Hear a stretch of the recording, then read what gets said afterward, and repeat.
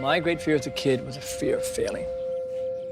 And that's Hawaiian, because I was born that way, because that's the expectation. You're Hawaiian, you're gonna be less. You're Hawaiian, you're gonna fail more. And so it's old, it's in you, it's part of your identity. But when I navigate a voyage, I know when the storm comes, and it's gonna take you to the bone. And if the storm keeps coming, you gotta stand up. It's just what you gotta do. And it's this zone where you learn to make fear your best friend. You hold it really close to you, and you open up that door to believing that you can make it. I took a walk through this beautiful world. Felt the cool rain on my shoulder. Found something good in this beautiful world.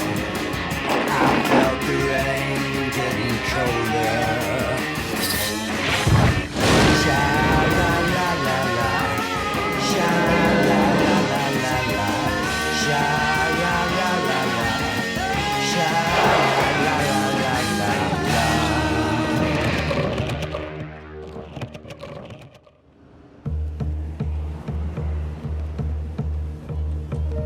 Hawaii is America. As American as anything could possibly be. Yet it also never shed what was there before, and the layers and layers that have come since. It's a wonderful, tricky, conflicted, mutant hellbroth in what, for lack of a better word, you'd have to call paradise. Nowhere's paradise. Paradises don't exist. Paradise is kind of in your head. Wait a minute. You look at your window here, you look at those hills, those mountains, all that green, that blue sky, and gin clear sea. It sure looks like paradise to me. This guy knows. He's been everywhere. He's Paul Theroux, novelist, essayist, and legendary traveler and travel writer. Of all the places he's been, all the places he's seen, he chose Hawaii to live. And he's lived here for 25 years. Does it matter that it's America? No, that's the big thing, that it is America. It has elements of the third world, the nicest elements of the third world, which is funky. There's this self-respect, there's pride, there's things that don't work at all. And then it's Main Street USA, where we are now. I mean, there's PTA meetings here.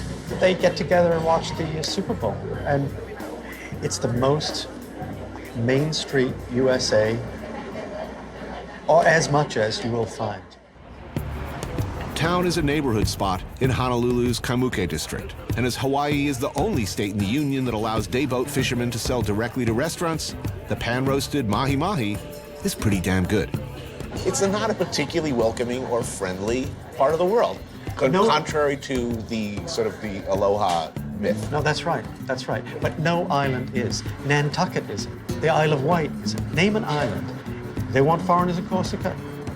Sicily, they want foreigners there. No way, no way.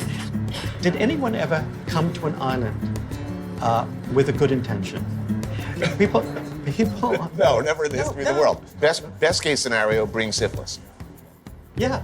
Pretty much. Yeah. I mean, at the very least. Captain Cook put his sailors ashore in Ni'ihau, which is just a little bit northwest of here. He was the first haole. And like Magellan, Hawaii killed its first tourist, and the Philippines killed their first tourist. But people who live on islands, who are born on islands, view anyone who comes ashore with suspicion.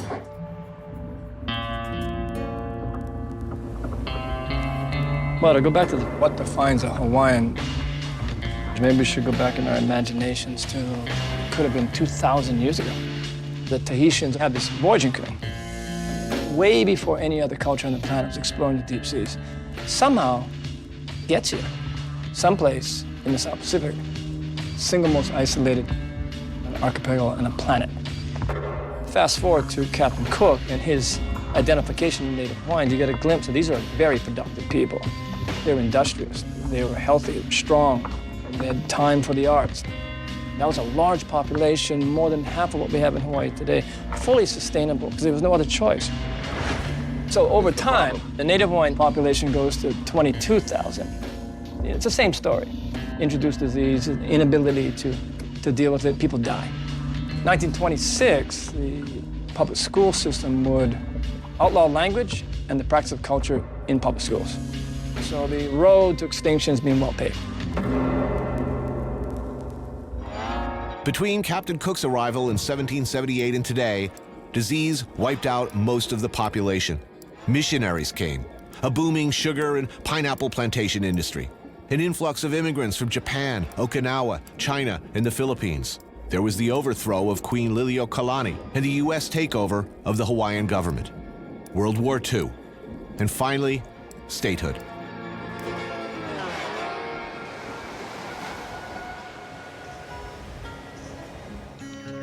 The geographical realities of being thousands of miles from, well, anywhere else has given Hawaii, to some degree, protection from the forces that eradicated so many other South Pacific cultures entirely. In fact, they've arguably been holding back the inevitable creep better than just about anyone. What Hawaii looks like today depends on which island you're standing on, and to some extent, the reputation of the locals. The Hawaiian Islands are not a monolith. Islands, that's plural, and we are talking 8 very different islands with very different identities. It's been over a century since the waves of immigrants began, and things got all mixed up in the best possible way. There's layers, and a simple question like, who is Hawaiian, gets you all kinds of answers. The neighborhood of Kalihi is a far cry from the Hawaii that most people know. And Ethel's has been a go-to of a very specific kind for the last 40 years. It's a blue-collar town, you know. They all come here, breakfast, lunch, every day. I'm joined by 2 local chefs, Mark Noguchi of Mission, known by some as the Gooch. He's second-generation Japanese. And Andrew Lay of The Pig and the Lady. He's first-generation Vietnamese-American, or would that be Vietnamese-Hawaiian? As you'll see, it gets complicated. I actually cooked on the East Coast for 3 years, and people would always be like, oh, you're from Hawaii, you're Hawaiian. And I was like, no, I'm a second-generation Japanese. No, but you're from Hawaii, that makes you Hawaiian. And it was like, no. And then what I realized is like, here in Hawaii, we identify ourselves ethnically versus geographically. Like, there's no way that he and I would call ourselves Hawaiian. We get our ass kicked by a Hawaiian. How many generations does it take? I mean, who qualifies as Hawaiian in your view? To me, a Hawaiian is a Kanaka Maoli, is a native of the land. It's in your blood, you're koko. You come from a lineage of native Hawaiian people. Well, what's your feeling here? I do feel like I'm Hawaiian in a sense, you know? That's like my place. But culturally, it's a different story. Well, let me ask you this. You say you're not Hawaiian. No. What's your feeling about Spam? I love So you're Hawaiian? I'm from Hawaii. I'm born and raised, gonna die 808. The owners of Ethel's are a sort of typical Hawaiian mix. Okinawan Ryoko Ishii, a.k.a. Mom, mainland Japanese husband Yoichi, daughter Minaka, who I guess would be Japanese, Okinawan, American / Hawaiian, and son-in-law Robert, who is, of course, Mexican. It's the pig feet. Oh, nice. That's pretty. Oh, wow, look at that. That's the tripe. That's the tripe. That's the tripe. That looks good. Spam and bitter melon. Now we are talking. That's awesome. I just call it local food, you know? But local food just like covers like a wide net. When I look at this table, again, I just see Hawaii. You know, you got Portuguese, Japanese, you got Okinawan, World War II, I don't know, some type of Korean, Japanese, Hawaiian, love child, right? Kind of awesomeness. The food is some bone-deep Hawaiian stuff, my friends, which is to say a delicious mashup of, well, look, take taco rice. It's a dish created in Okinawa to approximate Tex-Mex for homesick American GIs that was then appropriated in a post-ironic way by younger generations of Okinawans and Japanese and has now found its way back to Hawaii. Got that? Spoon right in there. Wow.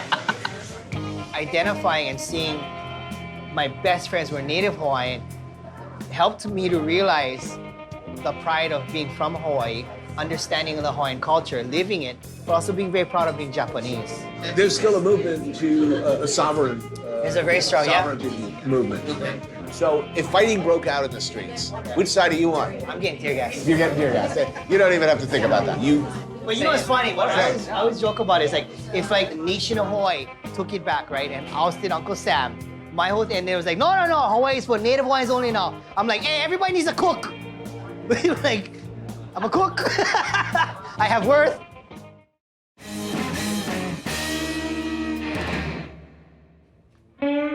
This is Na'alehu Thompson. And in 1976, along with a number of similarly heroic Hawaiians, he did a very difficult, very important thing. Before 1972, it was generally assumed, even insisted upon, that Hawaii had been settled originally by some random savages who'd maybe drifted over accidentally from South America. It certainly couldn't have been ancient Polynesians. They couldn't possibly have been the kind of sophisticated navigators who could guide a sailboat willfully across the Pacific, across thousands of miles of open water. Nobody could see the canoe here. Too beaten, knocked out of you, no dreams, no hope, can't see. The Polynesian Voyaging Society, with the help of crew members like Na'alehu Thompson, set out to prove that that was exactly what did happen. There were those in the community that loved this canoe, prayed for it, and there was those that feared this canoe because they sensed change. You have a 62-foot, 12-ton Voyaging canoe. I mean, it was powerful. It changed everything. The Hokule'a, a double-hulled sailing canoe, a replica of the kind of craft believed to have been used in those times, and using only primitive, contemporaneous navigational tools, sailed 5,500 miles to Tahiti and back. A trip that helped spark a Hawaiian Renaissance, a rebirth of pride and interest in traditional Hawaiian culture and identity. The success was monumental. It changed worldview. That our ancestors were powerful, they were extraordinarily intelligent, they were courageous, and they were skilled. And so we come from them. Thompson is a legendary waterman, and he's continued to sail on Hokule'a's missions. Native Hawaiian, his roots in this valley go back 200 years. My grandfather was born here. So I grew up milking cows here with my grandfather. He spent many years learning traditional Polynesian navigation techniques from a master, Mau Pailog, of the small Micronesian island of Sarawal.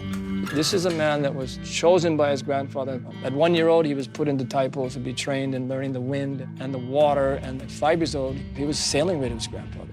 And then he would never say that as some sense of abuse, but only love. He says, yeah, when the wave make the canoe move, the canoe make me sick. My grandfather throw me in the ocean so I can go inside the wave. And when I go inside the wave, I become the wave. And when I become the wave, now I'm navigator at 5. So when I approached him, he just said to me, you're too old. You want someone to know everything, send your son to my island. But he said, I'll teach you enough to find the island you seek, but I can't teach you the magic. Why do you think it was important to do such a difficult thing? I mean, it's the same story that you're going to see in... Well, everywhere. Everywhere, in terms of indigenous people. My father's mother, nearly pure Hawaiian, chooses not to teach her children language or culture or genealogy. Where do you come from? Who's your family? What's your link? And that could have been 100 generations. What the voyage did was a reconnection back to feeling wholesome about who you are, because knowing where you come from and who are your ancestors. So Hokule'a, when it got to Tahiti, it was their canoe. This wasn't our canoe, it was theirs. Right. And so that it started to ignite this flame, again, symbolic, a bumper sticker, a t-shirt starts to emerge. I'm proud to be Hawaiian. 1987, it becomes the first language. It's mandatory in the schools. Hawaiian culture has to be taught in public schools. Private schools will not have attendance if you don't teach Hawaiian. Right. Now it's Hawaiian identity is into everything. It has to be recognized in everything. You're gonna go to Molokai. Yeah. That community is powerful. When I mentioned to people, locals in Oahu, in Maui, other Hawaiian residents, that I was going to Molokai, the response was almost always surprise. Molokai did not have a reputation for being welcoming, that it was dangerous to go over there, that those Molokai dudes were mean, inward-looking, unfriendly, tough as iron, and quick to get pissed off. As it turned out, that was not my experience. So we like to brag about what we don't have. We don't have traffic lights. We don't have a building over 3 stories. We don't have traffic. Nice. Walter Naki is a skilled fisherman, and today we're headed out for some octopus. You know Molokai's nickname, right? It's called the Friendly Isle. Yeah, but it's famously not the friendly island. It's supposed to be the most unfriendly island. I mean, that's what everybody says, right? Depends which way you look at it. Traditionally, we're very, very friendly. Now, unfriendly is when you're going to try to come and fix it, Right. make it better, Right. or try to take something. Right. That's when we become unfriendly. The Molokai people have been protective of what their resources. So we have a lot of our natural resources still intact. Still. Yes, but then there's always other people that want to come. Unsurprisingly, fishing rights is an issue around here. Don't come over here sport fishing the wrong place if you know what's good for you. So Tony, this is basically where we're going to dive, this area. Nice sandy spot. Okay, ready? Go ahead, let go. Okay, we are here, man.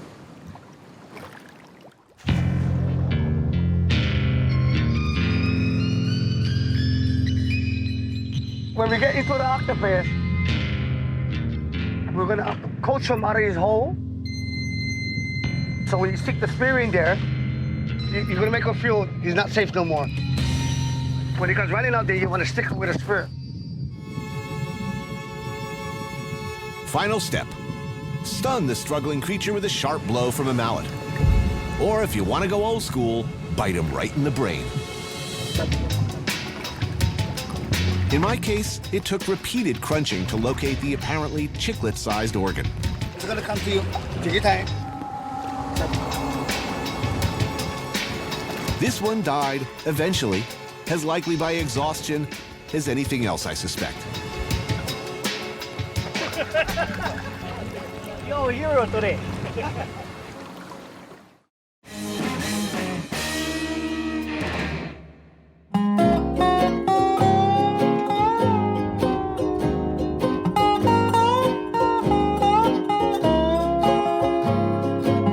While the sailing canoe, the Hokule'a, was a powerful spark for the Hawaiian Renaissance, this was what really set things off. Beginning in 1941 and continuing into the 70s and beyond, the U.S. Navy had been using the beautiful neighboring island of Kaho'olawe as a bombing range. You could feel the shock waves as far away as Maui and Molokai. I'm proud of my Hawaiian blood, and nobody can tell me any different. People had never been happy about it, but emboldened by the times and by recent events, a group of young activists decided to take a stand. In 1976, there were a number of attempted occupations of the island in protest of the bombing. None more successful than Walter Riddy's. He and a fellow activist named Richard Sawyer set up on the island and refused to leave, One day, we're gonna put one queen back over there. managing to evade pursuers for just over a month before finally being arrested and jailed. And her first order is burn down this building and put up one halal, what belongs over here. They emerged, of course, heroes. And these protests went on to inspire many others to join the movement I hope I'm still alive when that day happens, because I want to see our queen back in office. and embodied the independent spirit, the desire for Hawaiian empowerment and sovereignty that today resonates across generations.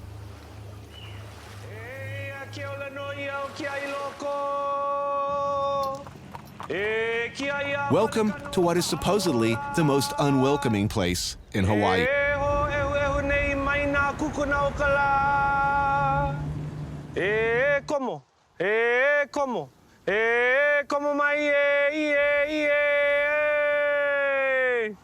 Como my Anthony, come in, brother.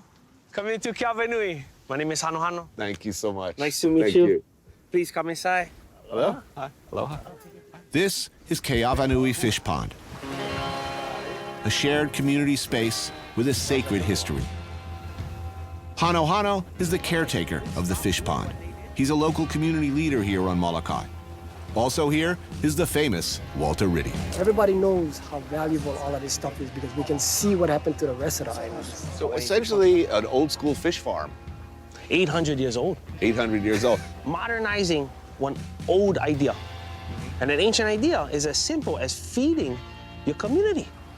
And this, the island you're on, this place could feed over 1 million people back in the day. You hear the word again and again on Molokai.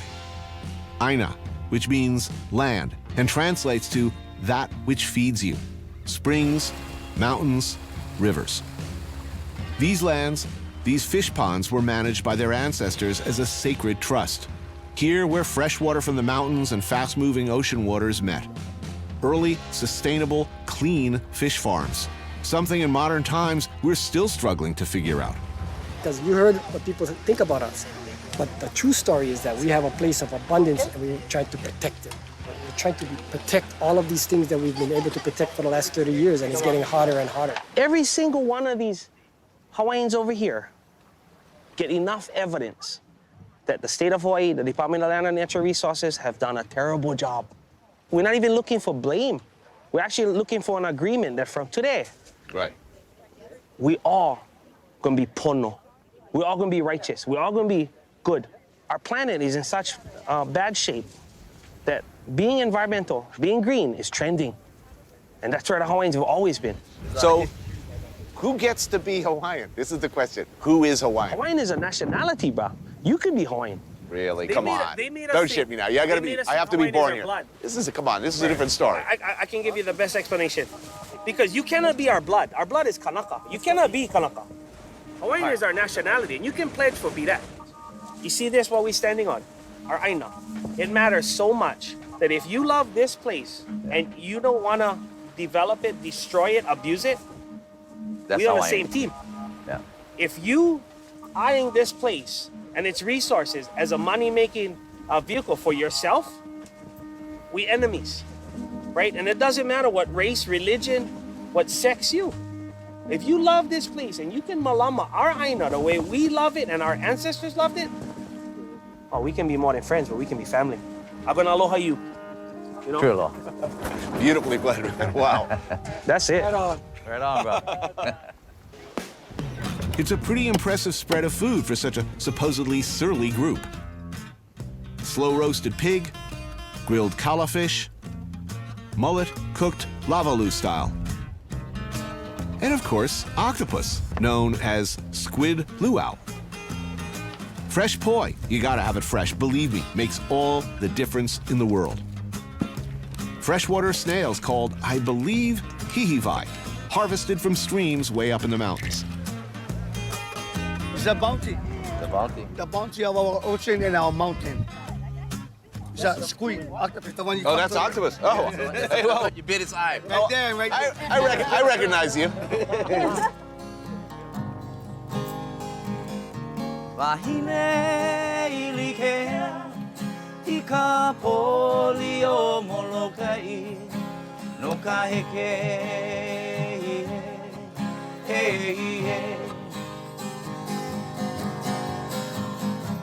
Anthony, when somebody steals this, it's easy for us to say, you're stealing our stuff, right? But all of this stuff is dependent on a healthy environment and ecosystem. All right, but then let me ask you, just because I'm a bit of a dick, I have to ask this No, I question. love it. No, I have to ask. Bring it on. I have to ask.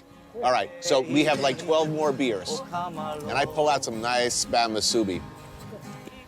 I'm gonna eat them, right? Look at me, I'm gonna eat them. But that doesn't mean it's right, and that doesn't mean that's what I'm gonna feed my children. Our culture made everything we did the best of the best. Hawaiians are the only one that turned taro into poi. You know what I mean? We did everything to the best of the best. So if you're gonna introduce spam to us, we're gonna do them the best. You introduce Christianity to us, we're gonna do them the best. Whatever you introduce to us, Our Christianity is better than yours. I love it. So you've really disappointed me. You in no way lived up to your reputation as mean, unwelcoming, inward-looking, hostile. Come on, admit it. It's a calculated strategy. It is. And I'll leave with a message. If you're watching this show, I hope your heart is swelling with admiration. But bottom line, don't come here. Yeah. Yeah!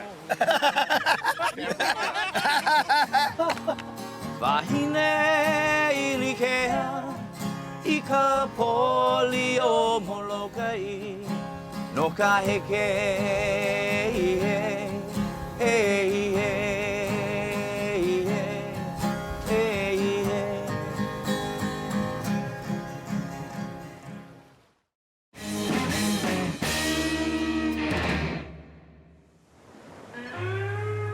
The ocean is all around, for thousands of miles. A humbling feeling, knowing at all times that the ground upon which you live and walk and breathe is but a tiny speck in the middle of all this. So in Hawaii, the waterman is an important distinction. It expresses the shared consensus that you are able to handle yourself in the ocean, no matter what it throws at you. It implies that you are capable of almost mythical things, the ability to live in the water, handle its many moods, above or below the surface. Meet Uncle Ross, waterman, a canoe surfing legend and generally accepted ambassador of the Aloha spirit. He's offered to share with me a truly ancient Hawaiian space, found only on the face of a crashing wave.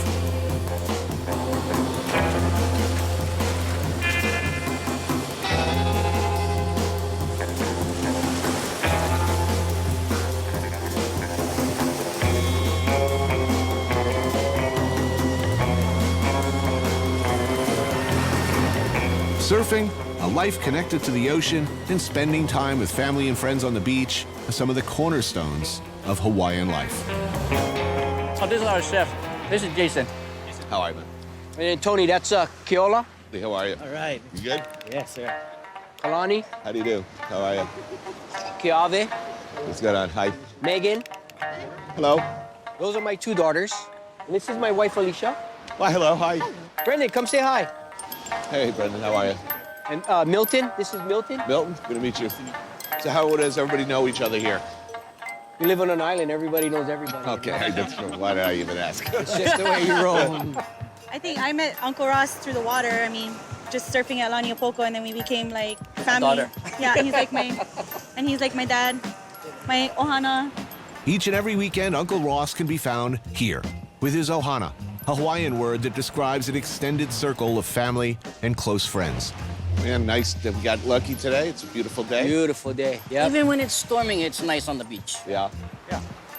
And we'll stay here until that thing goes down. Hits the horizon. When that sun hits the horizon, that's time to go home. Maui is an island as beautiful as it gets. And sure, it's got its share of portion-controlled cruise line entertainments, doled out in digestible bites and complimentary Mai Tais.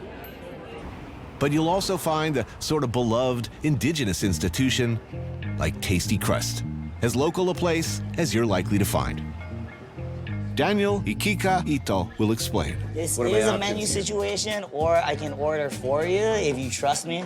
I think we're gonna hook you up with the local flavor, so. Okay, I trust you. Raised on the Big Island, he's a journalist, the first native Hawaiian editor of a major surf publication and founder of the local Contrast magazine.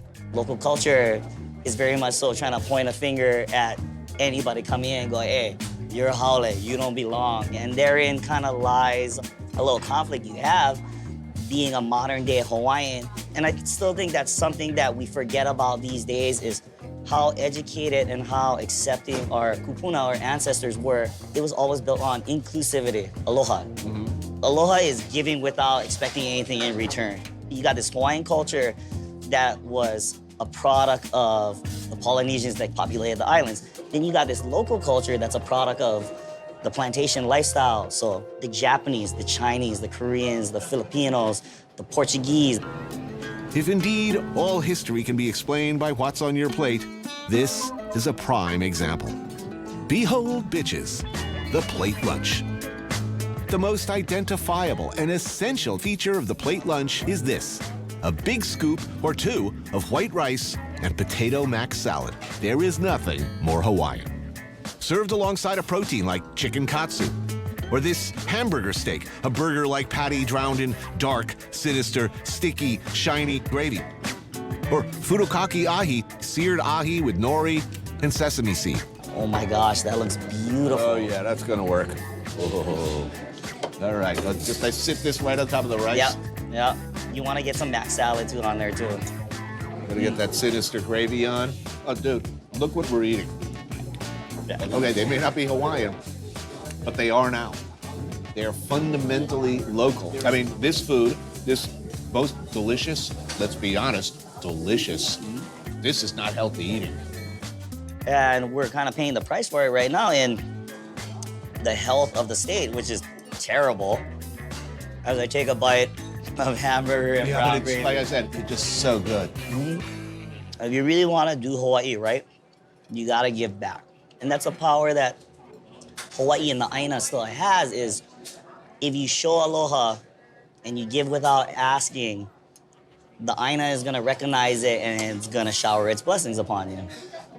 So, you think traditional Hawaiian culture and lifestyle has a chance against the modern world? I think so. The beautiful part about my ancestors is they realized there was a limited number of resources where they lived, so they observed nature to the best possible they could to figure out what were the cycles and how do we preserve this resource. Hawaiian culture can teach the whole world something that it needs to know is we all live on an island and we are all part of the same community. Let's all show aloha to the Aina and let's show aloha to everybody else as well.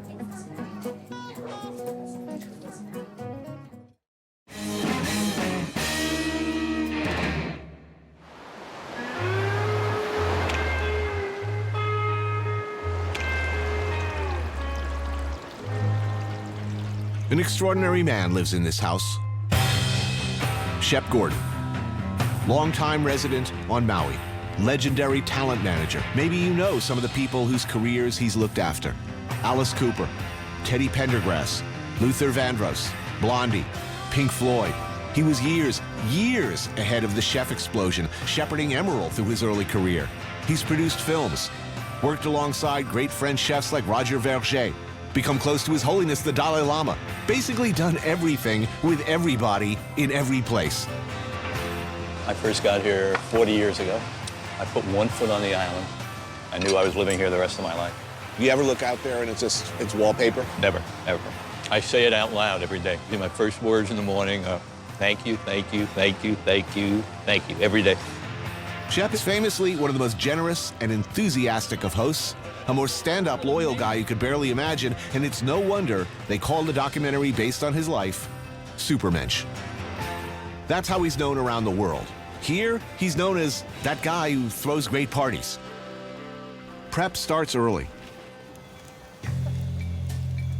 With Shep's friend Julio, a Maui born and bred rancher, with help from local chef Sheldon Simeon.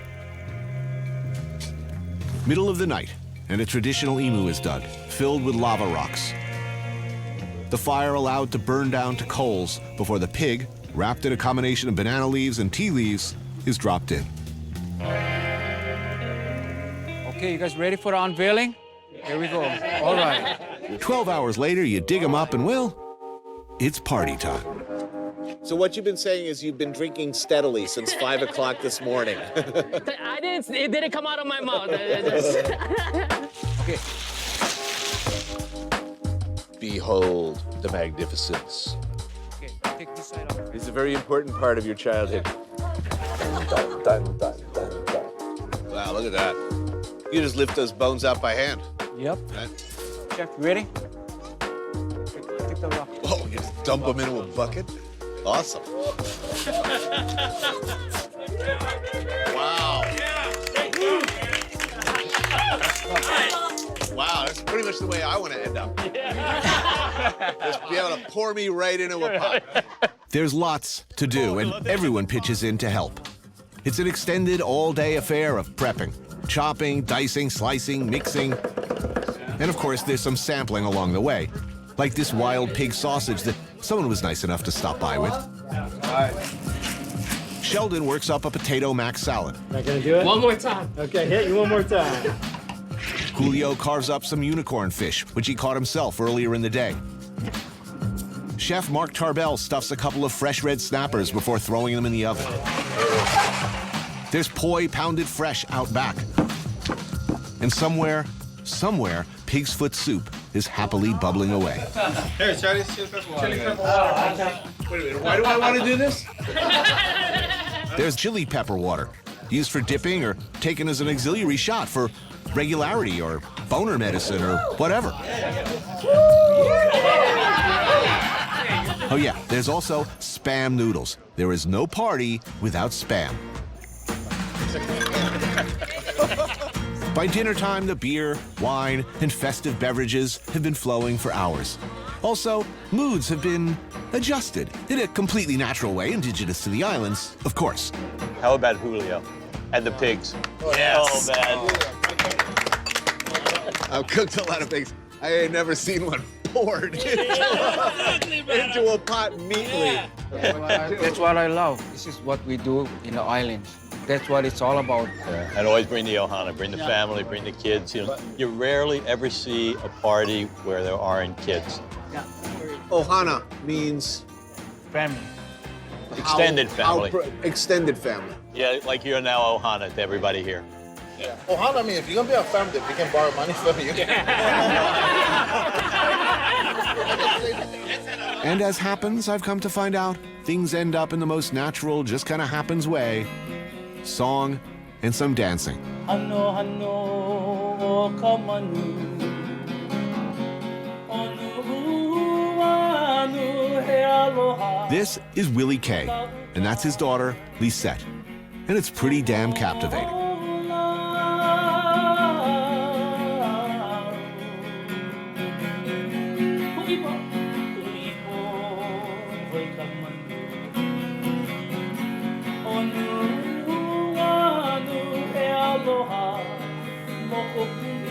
It's getting near the end for me, and I look over at Shep and I see a happy man, surrounded by friends, by family really, his ohana.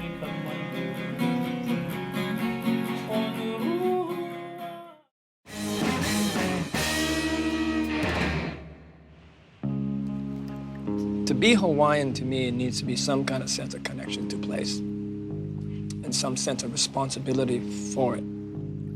It should be about being honest to place and being honest to what you love and be honest to what you value. Is a road that's constantly trying to be more and more informed. I don't even know sometimes how to be fully honest because I don't know enough. What I love about the oceans, that's my pathway. That I go on the oceans to seek that sense of truth.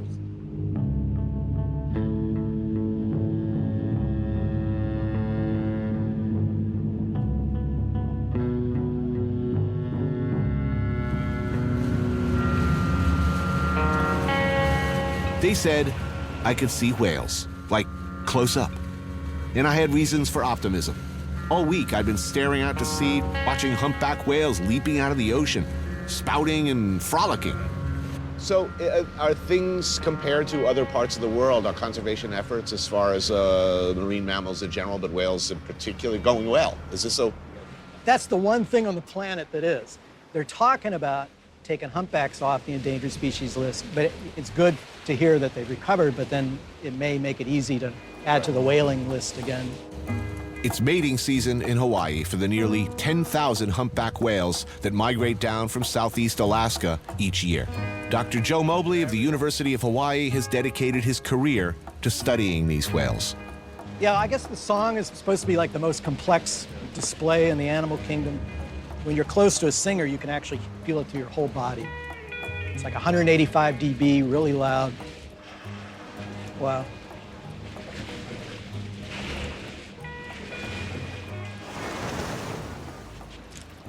They don't mind us at all, do they?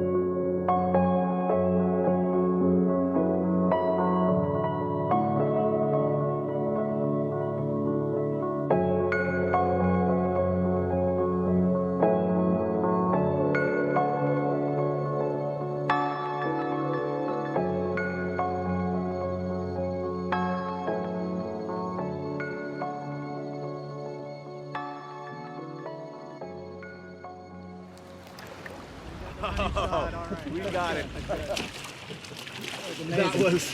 That was incredible. Unbelievable.